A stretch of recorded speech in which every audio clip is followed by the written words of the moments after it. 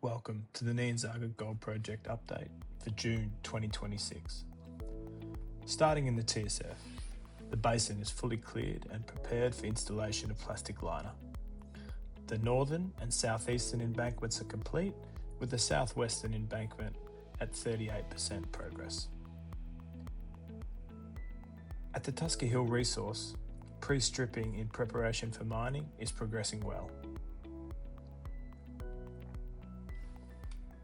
In the process plant, the primary crusher is onto the final concrete lift, with pre-assembly of conveyors 1 and 2 well advanced.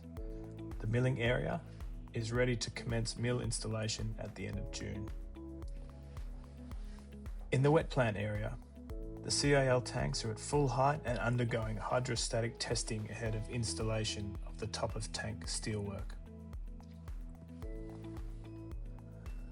The site administration buildings are progressing as per the schedule, with numerous buildings set for handover at the end of June.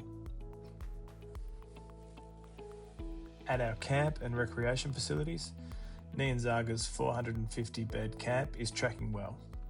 With all main accommodation now complete, the focus is on the mess and recreational facilities.